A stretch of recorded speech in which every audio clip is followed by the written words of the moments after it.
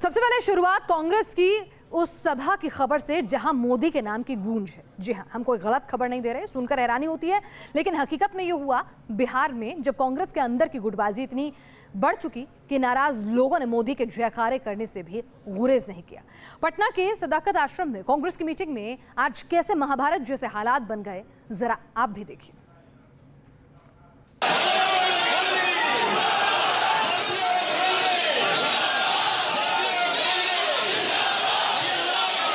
नारों का शोर है, विरोध की आवाज गूंज रही है। बिहार में कांग्रेस सरकार से गई तो अब पार्टी के अंदर का घमासान फूट फूट कर बाहर निकलता दिख रहा है। ये तस्वीरें पटना में कांग्रेस के दफ्तर सदाकत आश्रम की हैं। बताया जा रहा है कि जिला पदाधिकारियों की मीटिंग में कांग्रेस के पूर्व अध्यक्ष अशोक चौधरी और कार्यकारी अध्यक्ष कौकब कादरी के गुट की तनातनी खुलकर सामने आ गई। मीटिंग में अशोक चौधरी गुट के लोगों को अंदर घुसने नहीं दिया गया तो विवाद बढ़ गया और नौबत धक्का मुक्की तक जा पहुंची। बताया जा रहा है कि विरोध की ये आग इस कदर भड़की कि कुछ लोगों ने नरेंद्र मोदी जिंदाबाद तक के नारे लगा दिए। कहते हैं दुश्मन का दुश्मन दोस्त होता है। कांग्रेस के अंदर कांग्रेस के नए नेतृत्व से नाराज नेता और कार्यकर्ता प्रधानमंत्री नरेंद्र मोदी के साथ दिखने लगे। ये पहला मौका है जब नरेंद्र मोदी के नाम का उच्चारण और पूरी तरह से जोरदार नारेबाजी कांग्रेस मुख्यालय सदाकत आश्रम में देखने को मिली। राज्य डेलीगेट की बुलाई गई बैठक में कांग्रेस के दो गुट आमने सामने थे। पूर्व प्रदेश अध्यक्ष कांग्रेस के अशोक चौधरी और सामने कांग्रेस के वर्तमान अध्यक्ष कौकब कादरी। दोनों गुटों में जब धक्का मुक्की शुरू हुई, अल्पसंख्यक समुदाय से आने वाले कुछ कार्यकर्ताओं ने सदाकत आश्रम के अंदर ही नरेंद्र मोदी के जय जयकार शुरू कर दी। कांग्रेस के अंदर का घमासान मीडिया के कैमरे में कैद हो चुका है, लेकिन आला नेता सब कुछ ठीक ठाक बता रहे हैं। मारपीट भाई मैंने नहीं देखा, मुझसे हाँ भाई मैंने नहीं देखा मारपीट। अरे स्वाभाविक रूप से जहाँ आकर्षण है वहाँ थोड़ी भीड़ भाड़ होती ही है। हमारा लिस्ट से नाम काट दिया गया है, इसलिए हमने सूची प्रकाशित करने का मांग किया तो उनके लोगों ने हमको मारा। अब वो कौन लोग थे मैं उसको नहीं पहचानता हूँ, लेकिन भीतर वो लोग बैठे थे, उन्होंने मारा है। ये सब हमें काफ़ी चोटें आई है। ये मतलब पार्टी, मैं पिछले 24 वर्षों से पार्टी में हूँ और अभी सोशल मीडिया में कोऑर्डिनेटर हूँ बिहार प्रदेश कांग्रेस कमेटी में। हंगामा दफ्तर के अंदर अपने चरम पर नजर आया, लेकिन इसकी शुरुआत तो गेट से ही हो गई और बताया जा रहा है कि इस दौरान अशोक चौधरी से भी धक्का मुक्की हुई। बिहार उन कुछ चुनिंदे राज्यों में है जहां पर 50% से ऊपर के जो जिले हैं वहां 100% मेंबरशिप ड्राइव किया गया। वैसे समर्पित कार्यकर्ताओं का डेलीगेट लिस्ट से नाम काट दिया गया अंतिम क्षण में। इस तरह से जिस तरह से ये लोग कुछ चुनिंदे लोग इस पार्टी पर अपने गुंडों के माध्यम से कब्जा करना चाहते हैं, इसका विरोध था। और जब इसका विरोध किया गया तो लोगों को मारपीट किया गया, लोगों के साथ गलत व्यवहार किया गया। बिहार में कांग्रेस में हुआ नेतृत्व परिवर्तन बवाल बढ़ाएगा, इसका अंदाजा तो पहले से था, लेकिन इस बवाल में बगावत की आवाज यूं गूंजेगी, इसका इल्म शायद ही किसी को रहा हो। अब जिस तरह से मीटिंग में मोदी मोदी के नारे गूंजे, उससे बिहार कांग्रेस में खींचतान का दौर फिलहाल लंबा खींचने के आसार हैं। बहुत कठिन है डगर पनघट की। कांग्रेस के लिए बिहार में अब एकजुट रहना लगभग नामुमकिन सा लगता है। सत्ता से बाहर हुई कांग्रेस के अंदर बेचैनी ऐसी है कि पार्टी के अंदर सत्ता संघर्ष अपने चरम पर है। देखना है कांग्रेस आला कमान बिहार में कांग्रेस को बचाती कैसे। विजय सत्येंद्र के साथ रजनीश सिन्हा, न्यूज नेशन, पटना। बिहार में कांग्रेस के अंदर घमासान है तो दूसरी ओर राहुल गांधी गुजरात में बीजेपी के खिलाफ मोर्चा खोले हुए हैं। चुनावी साल है तो मोदी के घर में राहुल ने रण छेड़ रखा है। दूसरी ओर स्मृति ईरानी अमेठी पहुंच गई हैं, कल अमित शाह भी अमेठी जाएंगे। जाहिर है कांग्रेस मोदी के घर में हमलावर है और बीजेपी राहुल को अमेठी में घेर रही है। कहां गया वो चौकीदार? यहाँ पे सिर्फ हम 5-10 उद्योगपतियों का काम करते हैं। मोदी जी के चेहरे से भी चमक उतर गई। जैसे काम करने का समय आता है तो धर्म को भूल जाते हैं। यात्रा ही यात्रा निकल रही है, यात्रा ही यात्रा निकल रही है।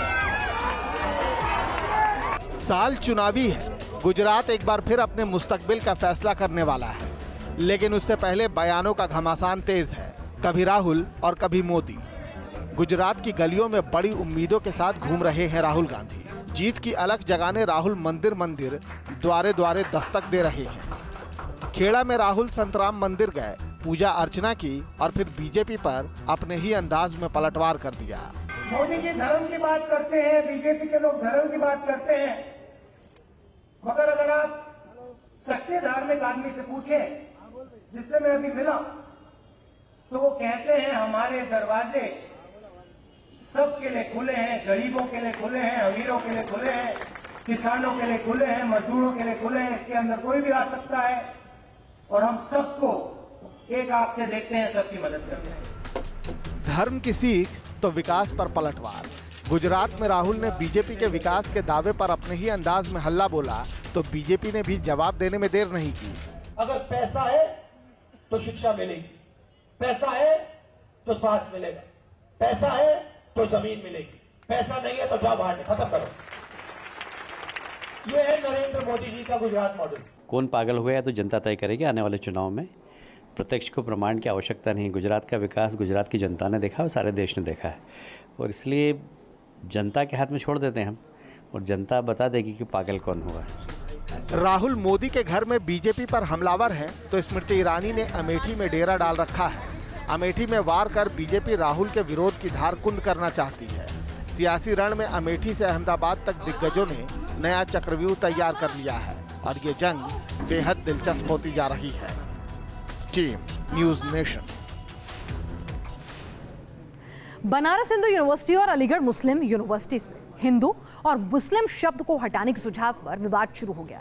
यह सुझाव यूजीसी के एक पैनल की तरफ से आया, विवाद बढ़ा तो तुरंत केंद्रीय मंत्री सामने आया और कहा कि दोनों यूनिवर्सिटी के नाम बदलने का सरकार का ऐसा कोई प्रस्ताव या प्लान है ही नहीं। लेकिन दिन भर इसको लेकर क्या कुछ बखेड़ा खड़ा रहा, आइए दिखाते हैं आपको इस रिपोर्ट में।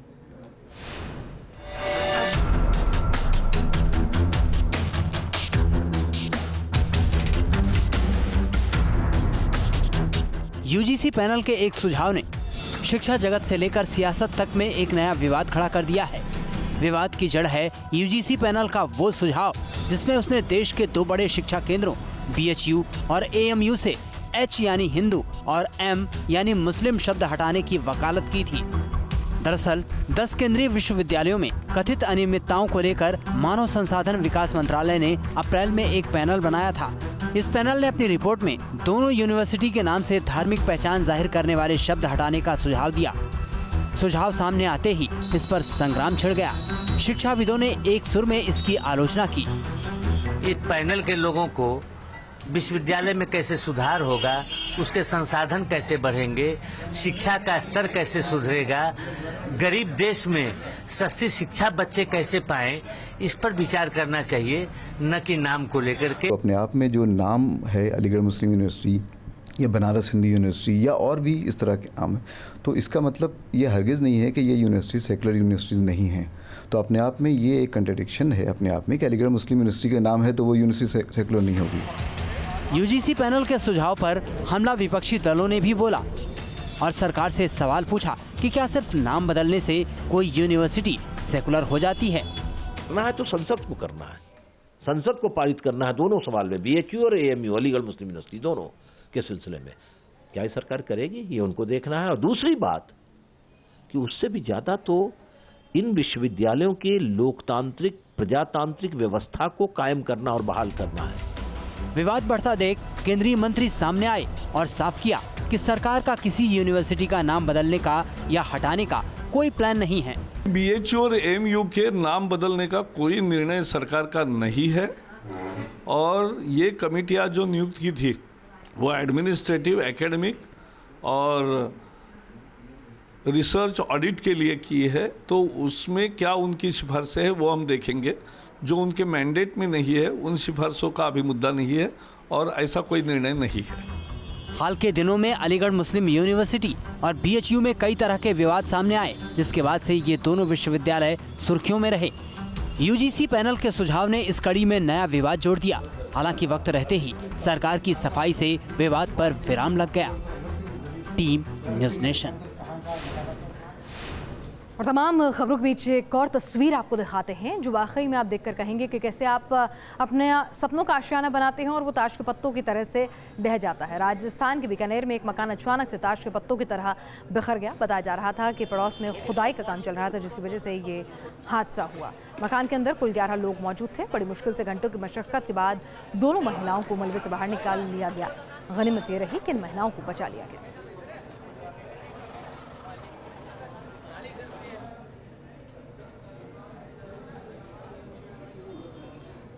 दिल्ली मेट्रो के किराए में बढ़ोतरी को लेकर विश्वविद्यालय मेट्रो स्टेशन के अंदर एनएसयूआई के कार्यकर्ताओं ने विरोध प्रदर्शन किया। कांग्रेस कार्यकर्ता मेट्रो की पटरियों पर उतर गए, जिसके चलते येलो लाइन पर काफी देर तक मेट्रो सेवा बाधित रही और यात्रियों को परेशानी का सामना करना पड़ा। इस दौरान कार्यकर्ताओं ने आम आदमी पार्टी और केंद्र सरकार के खिलाफ जमकर नारेबाजी की। दरअसल दिल्ली सरकार 5 महीने के भीतर दोबारा किराया बढ़ाए जाने के पक्ष में नहीं, इसके लिए उन्होंने 50-50 का फॉर्मूला केंद्र सरकार के सामने रखा है, जिसके मुताबिक दिल्ली सरकार मेट्रो के परिचालन घाटे का आधा हिस्सा चुकाने को तैयार है, बशर्ते मेट्रो रेल के किराए में इजाफे को रोकने के लिए घाटे के आधे हिस्से की भरपाई केंद्र सरकार करे। और जाहिर सी बात है कि आप और केंद्र की लड़ाई में अब कांग्रेस भी कूदती हुई नजर आई। और हैरानी की बात यह है कि अब तक हमने रेल रुकते हुए देखी थी, लेकिन यहाँ मेट्रो भी आज रुकती हुई नजर आई। मेट्रो का किराया लगातार 1 वर्ष के अंदर दूसरी बार बढ़ रहा है और केंद्र सरकार के अंदर हमारी सरकार जब रही कांग्रेस की, और मैं खुद अर्बन डेवलपमेंट मिनिस्टर था, हम लोगों ने 10 वर्ष में केवल 2 बार किराया बढ़ाया और मैक्सिमम किराया भी मात्र 7-7 रुपये से बढ़ाया।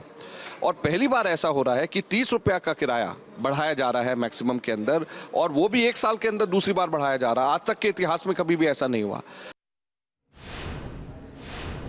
चंडीगढ़ में एक फंक्शन के दौरान नाइट्रोजन गैस से भरे गुब्बारे फट गए, जिससे 15 से ज्यादा लोग घायल हो गए। बताया जा रहा है कि गैस से भरे गुब्बारे बिजली के तारों में फंस गए और उनमें यह विस्फोट हुआ।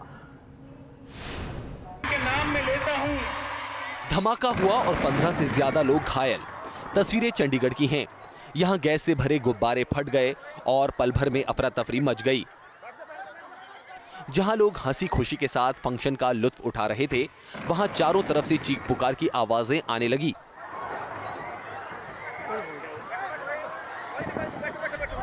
यहाँ के सेक्टर 34 में मौजूद एक इंस्टीट्यूट में कार्यक्रम चल रहा था। सजावट के लिए नाइट्रोजन गैस से भरे गुब्बारे लगाए गए थे। गुब्बारे फटने से हुए हादसे में 15 से ज्यादा छात्र घायल हो गए। बताया जाता है कि गुब्बारों को आसमान में छोड़ा गया, लेकिन गैस से भरे गुब्बारे बल्ब में फंस गए। बल्ब की गर्मी से इनमें धमाका हो गया। इसके अलावा नाइट्रोजन गैस से भरे कुछ गुब्बारे बिजली की तारों में भी फंसकर फट गए, जिससे उनमें आग लग गई और नीचे मौजूद लोग झुलस गए।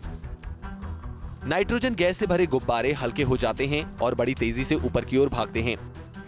अगर शुरुआती लम्हों में सावधानी बरती गई होती तो यह हादसा टल भी सकता था। Team news nation. और दिल्ली एनसीआर में आपने चोरी की खबरें आए दिन सुनी होंगी, लेकिन जरा सोच कर देखिए कि चोर पुल को, फ्लाईओवर को निशाना बनाने लगे तो क्या होगा। नोएडा में चोरों ने पुल के नट बोल्ट और प्लेट ही खोल लिए। सेक्टर 38 से गार्डनिया मॉल और फिल्म सिटी के बीच शाहदरा ड्रेन पर बने नए पुल से चोरों ने 400 नट बोल्ट और 11 प्लेटें चोरी कर ली, जिसकी वजह से पुल को आनन फानन में 15 दिन के लिए बंद करना पड़ा।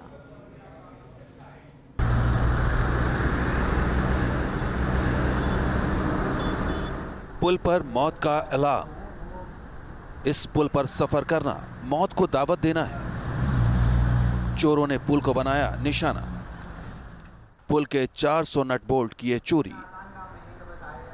11 प्लेटों को भी पुल से निकाला। नोएडा के सेक्टर 38A का पुल, जिस पर रोजाना हजारों गाड़ियां दौड़ती हैं, वो पुल अब कमजोर हो चुका है। इतना कमजोर कि उसे 15 दिन के लिए बंद करना पड़ा। सेक्टर 38A के गार्डनिया मॉल और फिल्म सिटी के बीच शाहदरा ड्रेन पर बने नए पुल से चोरों ने 400 नट बोल्ट और 11 प्लेटें चोरी कर ली हैं, जिनकी कीमत लाखों में बताई जा रही है।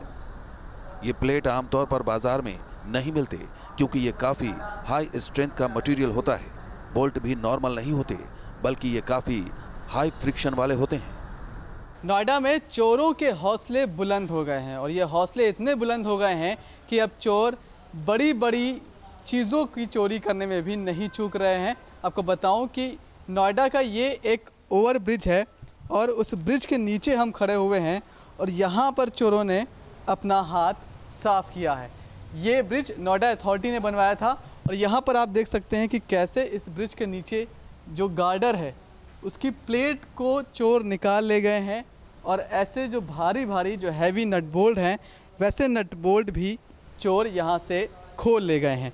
लगभग 400 नट बोल्ट यहाँ से गायब हुए हैं और ऐसे ही 7-8 प्लेटें यहाँ से गायब हो गई हैं। ये प्लेटें बेहद महत्वपूर्ण है। आपको बताऊं, जैसे कि यहाँ आप देख सकते हैं कि ये गार्डर है और ये 2 हिस्सों में फ़िलहाल दिखाई पड़ रहा है। उसके नीचे जो प्लेट लगी हुई थी वो प्लेट ही इन 2 गार्डर्स को आपस में जोड़ती थी, लेकिन अब वो प्लेट निकल जाने से ये जो पूरा पुल है ये बेहद असुरक्षित हो गया है और जिसके चलते, सुरक्षा के चलते फ़िलहाल इस पुल पर यातायात को पूरी तरह से बंद कर दिया गया है। मटेरियल जो है वो नॉर्मल मटेरियल नहीं है, वो हाई स्ट्रेंथ मटेरियल होता है और बोल्ट्स भी जो हैं वो हाई फ्रिक्शन ग्रिप बोल्ट्स होते हैं, तो वो मटेरियल की अवेलेबिलिटी भी वो नहीं है, तो वो सब चोरी हुआ है यहाँ से। पुल से प्लेट और नट बोल्ट चोरी होने से पुल कमजोर हो चुका है, जिस पर सफर करना खतरे से खाली नहीं है। पुल को भूकंप से बचाने के लिए भूकंप रोधी मटेरियल भी लगाया गया था। चोरों ने उस पर भी हाथ साफ कर लिया है। सीज़मिक अरेस्टर या ब्रैकेट हम उसको बोलते हैं, जो अर्थक्वेक रेजिस्टेंस के काम आता है, वो चोरी कर लिया गया है। लोगों की सुरक्षा को देखते हुए प्रशासन ने पुल को फिलहाल 15 दिनों के लिए बंद कर दिया है।